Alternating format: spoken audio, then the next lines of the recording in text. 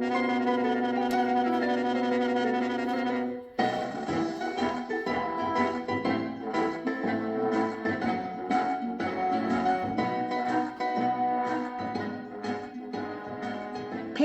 presents Revolting Rhymes by Roald Dahl, read by Tamsin Gregg, Stephen Mangan and Miriam Margulies.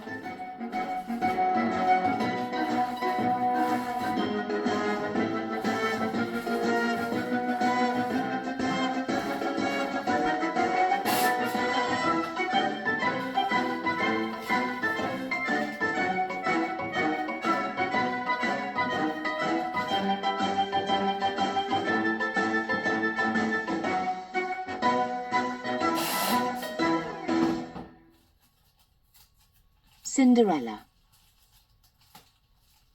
I guess you think you know this story. You don't. The real one's much more gory. The phony one, the one you know, was cooked up years and years ago and made to sound all soft and sappy, just to keep the children happy.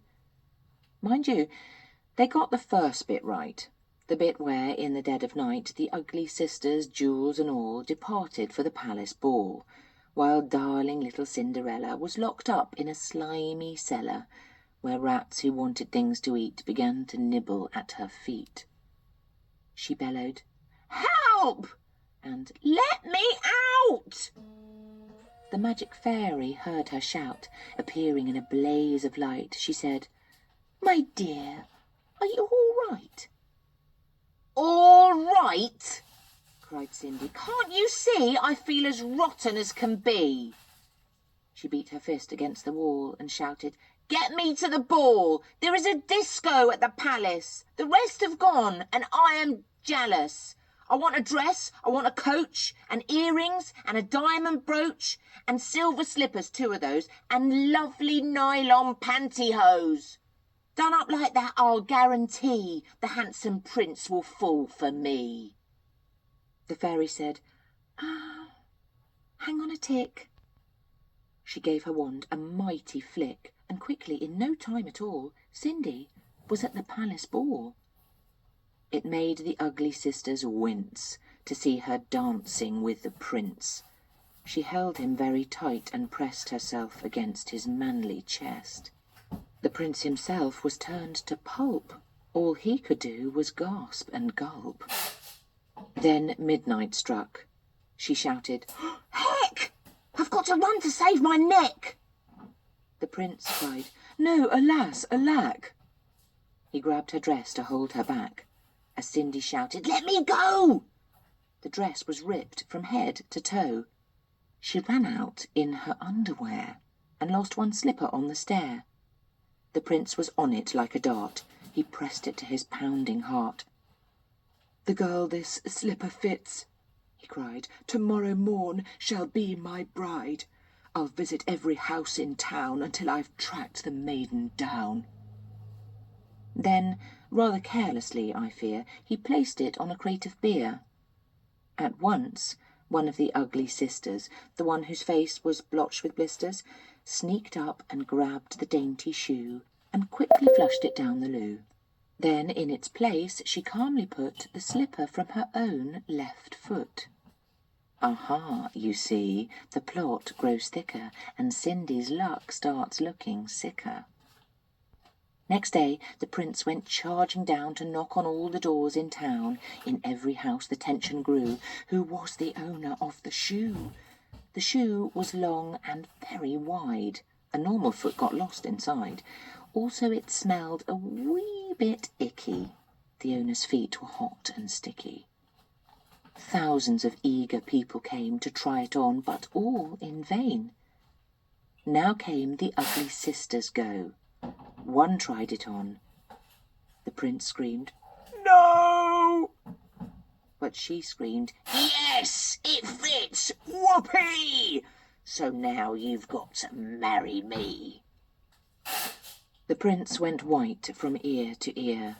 He muttered, "Let me out of here."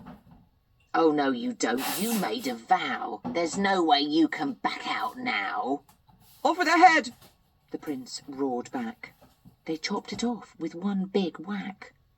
This pleased the prince. He smiled and said, "She's prettier without her head." Then up came sister number 2, who yelled, "Now I will try the shoe."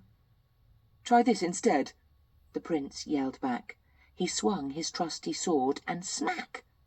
Her head went crashing to the ground. It bounced a bit and rolled around. In the kitchen, peeling spuds, Cinderella heard the thuds of bouncing heads upon the floor, and poked her own head round the door. "What's all the racket?" Cindy cried. "Mind your own biz," the prince replied. Poor Cindy's heart was torn to shreds. "My prince," she thought, "he chops off heads. How could I marry anyone who does that sort of thing for fun?" The prince cried, "Who's this dirty mutt? Off with her nut! Off with her nut!" Just then, all in a blaze of light, the magic fairy hove in sight. Her magic wand went swoosh and swish. "Cindy," she cried, "come, make a wish. Wish anything, and have no doubt that I will make it come about."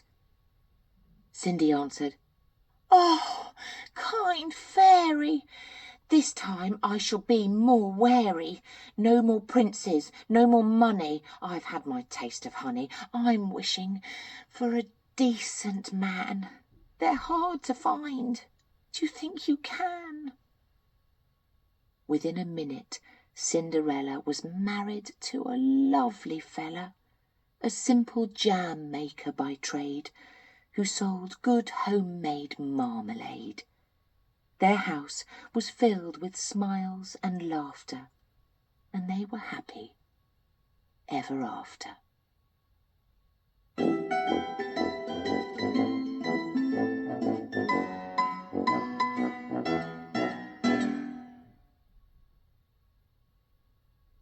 Jack and the Beanstalk. Jack's mother said, "We're stony broke. Go out and find some wealthy bloke who'll buy our cow. Just say she's sound and worth at least £100. But don't you dare to let him know that she's as old as Billy-O." Jack led the old brown cow away and came back later in the day and said, "Oh, Mumsy dear, guess what your clever little boy has got? I really don't know how, a super trade-in for our cow." The mother said, "You little creep, I'll bet you sold her much too cheap." When Jack produced one lousy bean, his startled mother, turning green, leapt high up in the air and cried, "I'm absolutely stupefied! You crazy boy! Do you really mean you sold our Daisy for a bean?" She snatched the bean, she yelled, "You chump!" and flung it on the rubbish dump.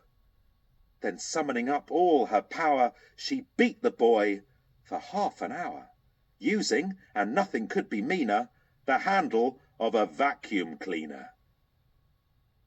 At 10 p.m. or thereabout, the little bean began to sprout. By morning it had grown so tall you couldn't see the top at all. Young Jack cried, "Mum, admit it now, it's better than a rotten cow." The mother said, "You lunatic, where are the beans that I can pick? There's not one bean, it's bare as bare." "No, no," cried Jack, "you look up there. Look very high, and you'll behold each single leaf is solid gold." By gollikins, the boy was right. Now, glistening in the morning light, the mother actually perceives a mass of lovely golden leaves. She yells out loud, "My sainted souls! I'll sell the Minnie, buy her rolls! Don't stand and gape, you little clot! Get up there quick and grab the lot!" Jack was nimble, Jack was keen. He scrambled up the mighty bean. Up, up he went without a stop,